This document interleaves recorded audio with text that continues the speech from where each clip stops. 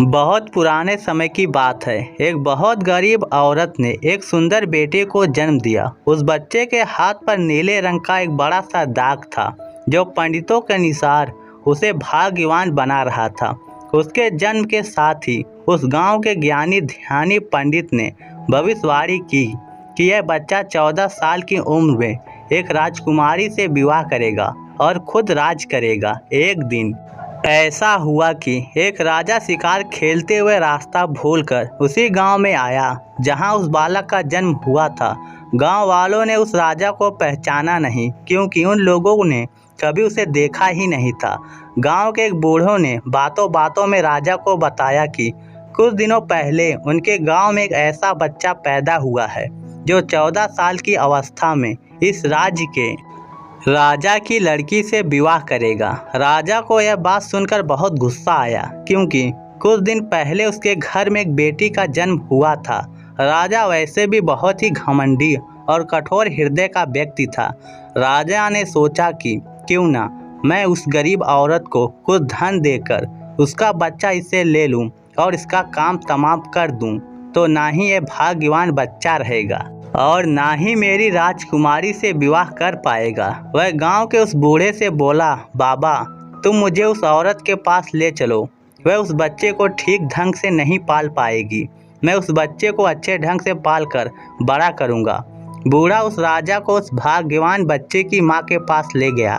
राजा ने उससे अपना बच्चा देने की विनती की और बोला, तुम बहुत गरीब हो, इस बच्चे को कैसे पाल सकोगी?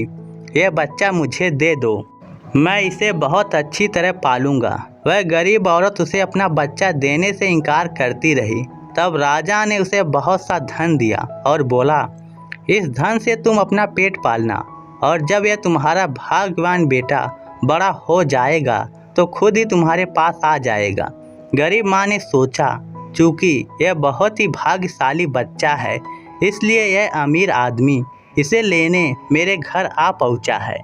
शायद यही ईश्वर की इच्छा है। बहुत सोच विचार के बाद उस गरीब औरत ने अपना बच्चा राजा को दे दिया। राजा ने उस बच्चे के लिए एक लकड़ी का बड़ा संदूक खरीदा और उस संदूक में डालकर बहाते हुए पानी में छोड़ दिया। उसने सोचा कि दम घुटने से बच्चा इस संदूक के अंदर ही मर जाएगा। वह यह सोचकर मन ही मन बहुत खुश हो रहा था कि उससे अपनी प्यारी सी बेटी को उस अनचाहे पति से बचा लिया। मारने वाले से बचाने वाला बड़ा होता है। यही उस बच्चे के साथ भी हुआ। वह लकड़ी का संदूक बहते बहते एक पंचक्की में जाकर अटक गया। उस पंचक्की पर काम करने वाले नौकर ने जब वह लकड़ी का बक्सा देखा तो वह बहुत खुश हुआ। उसने सोचा कि उस बक्से में जरूर ढेर सारा धन होगा। उसने पानी में घुसकर इस संदूक को बाहर निकाला। जब उसने संदूक को खोला तो देखा कि गंदे से कपड़े पहने एक बच्चा उसमें सो रहा था। नौकर ने सोचा कि यह बच्चा मेरे किस काम का, क्यों ना मैं इस बच्चे को पंचक्की के मालिक के पास ले जाऊं।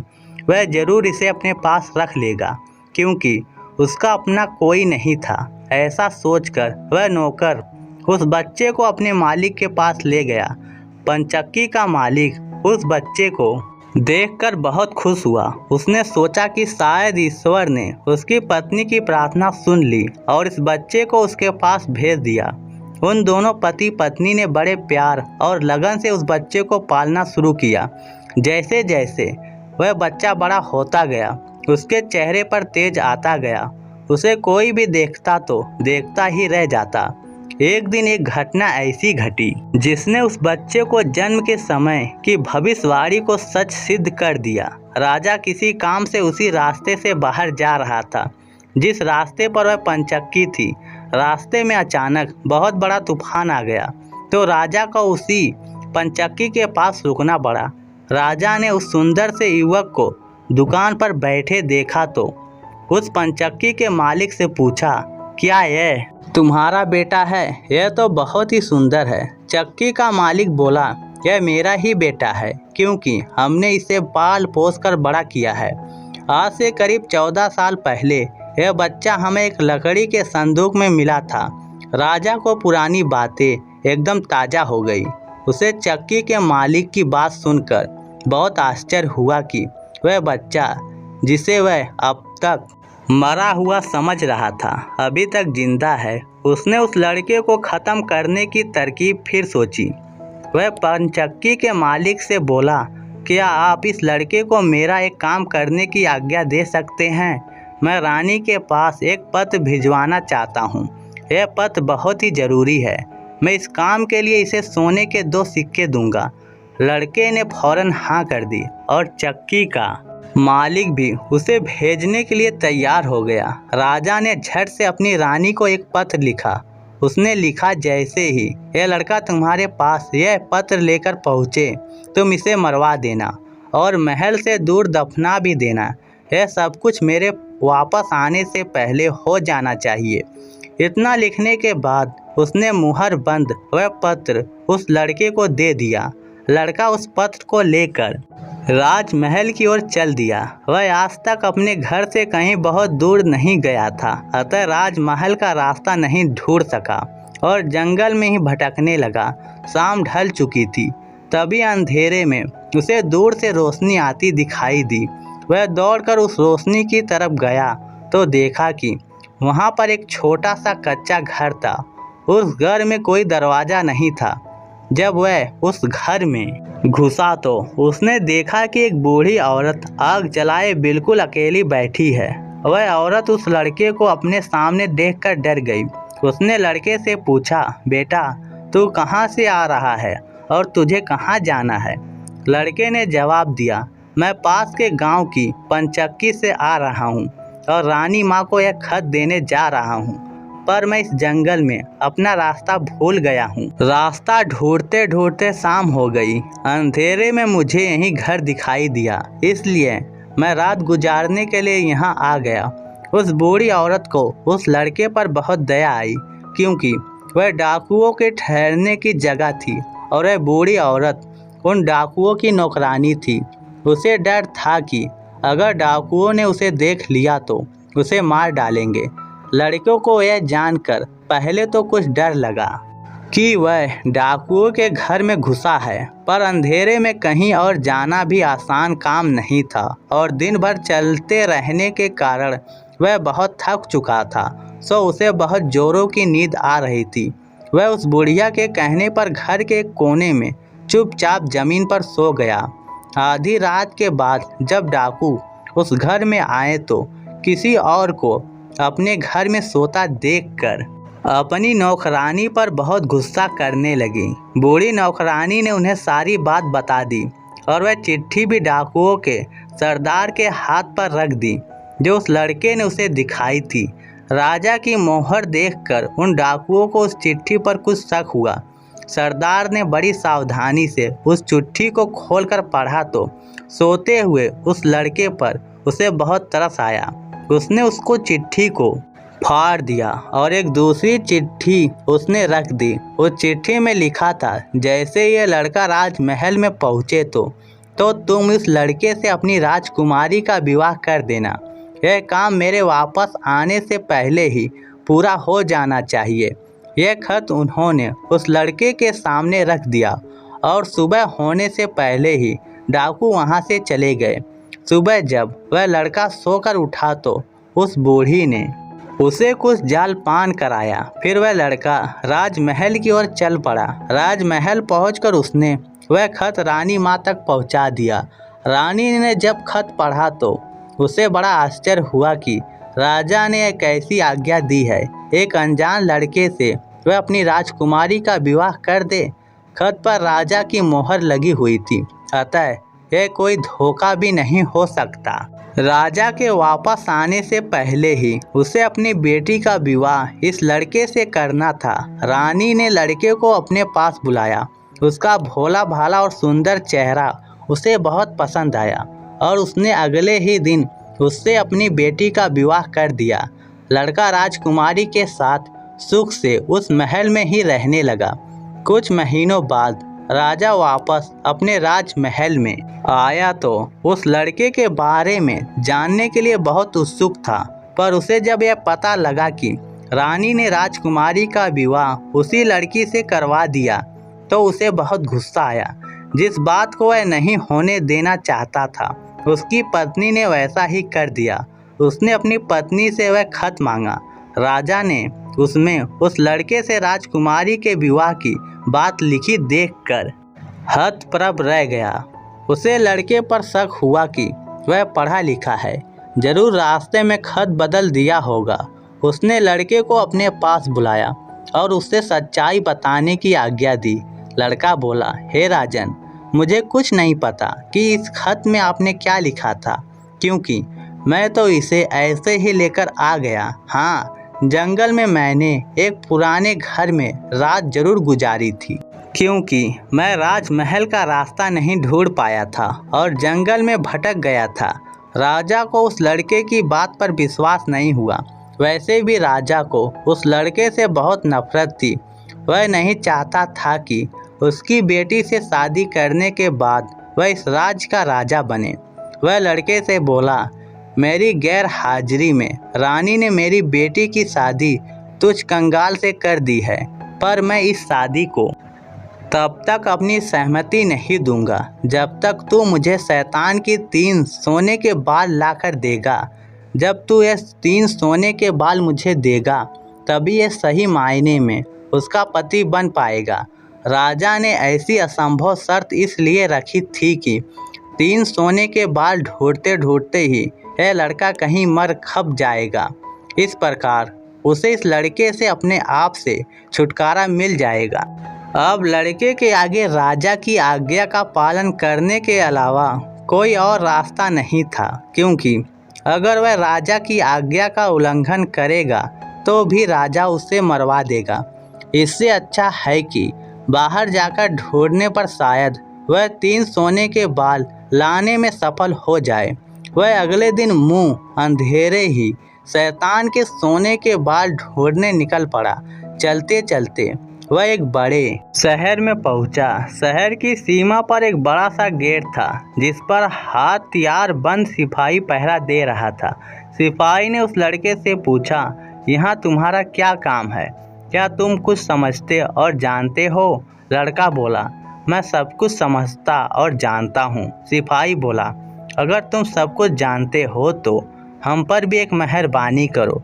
हमें भी बताओ कि शहर की सीमा पर यह जो कुआं है, पहले इससे मीठा पानी निकलता था, पर इसमें पानी ही नहीं है, यह सूख गया, क्यों? लड़का बोला, अभी तुम थोड़ा सब्र करो, जब मैं अपना काम खत्म करके वापस आऊँगा तो तुम्हें बताऊँगा। इतना कहकर वह गेट से निकलकर आगे गया।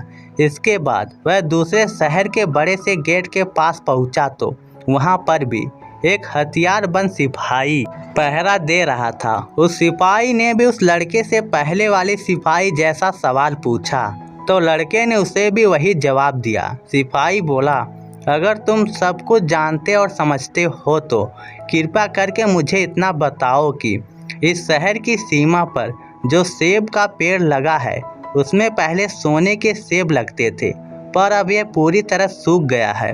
अब इसमें पत्तियां भी नहीं लगती। ऐसा क्यों? लड़का बोला, थोड़ा इंतजार करो, अपना काम पूरा करके आने पर मैं इसका जवाब तुम्हें बताऊंगा। इतना कहकर वह आगे चल दिया और चलते चलते तीसरे शहर की सीमा पर पहुंचा तो वहां पर एक बड़ी सी नदी थी, जिसमें एक छोटी सी नाव थी और एक नाविक उस पर बैठा था। नाविक ने उससे पूछा कि तुम यहाँ क्यों आए हो और यहाँ के बारे में तुम क्या समझते जानते हो? लड़का बोला, मैं सब कुछ जानता हूँ। नाविक बोला, अगर तुम सब कुछ जानते हो तो कृपा करके मुझे बताओ कि आने जाने के इस काम से मुझे छुटकारा कैसे मिलेगा? लड़का बोला, इस सवाल का जवाब मेरे वापस आने पर तुम्हें ज़रूर मिलेगा, पर पहले तुम मुझे नदी पार करवाओ। नाविक ने उसे अपनी नाव पर बैठाकर दूसरे किनारे पर छोड़ दिया। जैसे ही वह नदी के दूसरे किनारे पर गया, उसे वहां नीचे की ओर जाने वाला कच्चा और अंधेरा सा रास्ता दिखाई दिया। वह उसी रास्ते पर चल पड़ा। काफ़ी नीचे पहुंचने पर उसे एक बूढ़ी औरत आंगन में बैठी हुई दिखाई पड़ी। जैसे ही उसने उस घर में प्रवेश किया तो उस बूढ़ी औरत ने उससे पूछा, अरे बच्चे, तू कौन है और यहाँ पर क्यों आया है? तुझे पता नहीं कि यहाँ पर शैतान रहता है? लड़का बोला, मैं ठीक जगह पर आ गया हूँ। अब तुम मेरी सहायता करो, मुझे शैतान के सिर के 3 सोने के बाल चाहिए, नहीं तो मुझे मेरी पत्नी वापस नहीं मिलेगी। बूढ़ी औरत बोली, बेटा यह तो तेरी बहुत बड़ी मांग है, इसे पूरा करना इतना आसान नहीं है। जब राक्षस घर वापस आकर तुझे यहाँ देखेगा तो कच्चा ही चबा जाएगा, इसलिए मुझे ही तेरी रक्षा करनी पड़ेगी। उस बूढ़ी औरत को लड़के पर तरस आ गया। उसने चीटा बनाकर उसे अपनी स्कर्ट के चुनौटों में छुपा लिया। लड़का बोला, बूढ़ी माँ, मुझे आपसे 3 सवालों के जवाब भी पूछने हैं। पहला सवाल, एक कुआं जिसमें पहले शरबत की तरह मीठा पानी निकलता था, आजकल क्यों सूख गया है? दूसरा सवाल है कि एक सेब का पेड़ जिस पर पहले सोने के सेब लगते थे, अब उस पर पत्ते भी नहीं लगते, वह पेड़ क्यों सूख गया है? तीसरा सवाल यह है कि एक नाविक को हमेशा इधर से उधर जाना पड़ता है, उसे उससे छुटकारा क्यों नहीं मिलता? बूढ़ी माँ बोली, ये तीनों बड़े कठिन सवाल है। इन सवालों के जवाब भी हमें राक्षस से ही मिल सकते हैं। मैं तेरे लिए एक कोशिश भी जरूर करूँगी, पर अब तू चुपचाप जा, नहीं तो जिंदा नहीं बच पाएगा। शाम को राक्षस घर पहुंचा। अंदर घुसते ही उसने शोर मचाना शुरू कर दिया। मुझे अपने घर में किसी मानुष की गंध आ रही है, आज जरूर कुछ गड़बड़ है। यह कौन आदमी आया था? इतना कहकर उसने पूरे घर में झांक कर देखा, पर उसे कोई भी मनुष्य नहीं मिला। उसकी धाई माँ उस पर गुस्सा करने लगी और बोली, अभी कुछ देर पहले तो मैंने पूरा घर साफ किया है, मुझे तो यहाँ कोई मनुष्य नहीं दिखाई लगता। तेरी नाक ही मनुष्य गंध सूंघ गई है। चुपचाप आराम से बैठ और भोजन कर। राक्षस को जब मनुष्य नहीं मिला तो उसे अपनी धाई माँ की बात पर विश्वास करना पड़ा। वह चुपचाप खाना खाकर वहीं जमीन पर बिछी हुई बड़ी सी चटाई पर लेट गया। लेटते ही उसे नींद आ गई। उसकी धाई माँ भी आज उसके पास बिछी दूसरी चटाई पर लेट गई, क्योंकि आज उसे उस राक्षस के बालों से उसके सोने के 3 बाल तोड़ने थे। जब राक्षस नींद में जोर जोर से खर्राटे लेने लगा तो धाई माँ ने उसके सिर से सोने का एक बाल उखाड़ लिया। राक्षस दर्द से कहरा उठा, माँ तू ये क्या कर रही है? मेरे बाल क्यों खींच रही है? धाई माँ बोली, बेटा मैंने अभी भयंकर सपना देखा तो डर के मारे तेरे बाल पकड़ लिए। राक्षस बोला, ऐसा कौन सा सपना था जिसे तू इतना डर गई? बूढ़ी माँ बोली, मैंने सपने में देखा कि बाजार वाला कुआं जिसमें शरबत निकलता था अब सूखा पड़ा है, इसमें किसका कसूर है? राक्षस बोला, इसे सिवा मेरे कोई नहीं जानता। उस कुएं के नीचे एक बड़ा सा पत्थर है और उसी पत्थर के नीचे एक बड़ा सा मेढक रहता है। अगर उस बड़े से मेढक को मार दिया जाए तो उस कुएं से फिर से शरबत निकलना शुरू हो जाएगा। इतना कहकर राक्षस फिर जोर जोर से खर्राटे भरने लगा। धाई माँ को जब विश्वास हो गया कि राक्षस पूरी तरह से सो गया है तो उसने उसके सिर से सोने का दूसरा बाल उखाड़ लिया। राक्षस फिर से चीखा, ओ माँ ये तू क्या कर रही है? धाई माँ बोली, बेटा बुरा मत मानना, मैंने फिर से एक अजीब सा सपना देखा, तभी डर के मारे तेरे बाल मेरे हाथ में आ गए। राक्षस ने पूछा, ऐसा कौन सा सपना था जिससे तू इतना डर गई? बूढ़ी माँ बोली, मैंने सपने में देखा कि उस राज की सीमा पर जो सेब का पेड़ है जिस पर पहले सोने के सेब लगते थे अब सूख गया है, इसके सूखने का क्या कारण है? राक्षस बोला, इस पेड़ की जड़ में एक चूहा रहता है जो इसकी जड़ों को काटता रहता है। अगर उस चूहों को मार दिया जाए तो वह पेड़ फिर से सोने के सेब देने लगेगा। पर अब तू मुझे अपने सपनों से परेशान मत कर, मुझे चैन से सोने दे। इतना कहकर थोड़ी देर बाद वह राक्षस फिर से एक जोर जोर से खर्राटे लेने लगा। जैसे ही धाई माँ को लगा कि राक्षस सचमुच सो गया है तो उसने तीसरी बार सोने के बाल उखाड़ लिया। अब तो राक्षस गुस्से से आग बबूला हो गया और धाई माँ को खरी खोटी सुनाने लगा। धाई माँ उसे शांत कराने की कोशिश करने लगी, फिर बड़े प्यार से बोली, बेटा मैं इन अजीब अजीब सपनों का क्या करूं? अभी अभी मैंने फिर से एक अजीब सपना देखा। राक्षस बोला, ऐसा कौन सा सपना देखा? जल्दी कह, मुझे जोर से नींद आ रही है। बूढ़ी माँ बोली, मैंने सपने में देखा कि मुझसे एक नाविक शिकायत कर रहा था कि उसे हर समय इधर से उधर जाना पड़ता है। उसे इससे छुटकारा क्यों नहीं मिलता? इसमें इसका क्या कसूर है? राक्षस बोला, वह नाविक मूर्ख है। जिस दिन वह किसी और आदमी के हाथ में अपना चप्पू दे देगा, उसे हर रोज के आने जाने से छुटकारा मिल जाएगा। इतना कहकर राक्षस फिर से अपनी चटाई पर लेट गया और खर्राटे लेने लगा।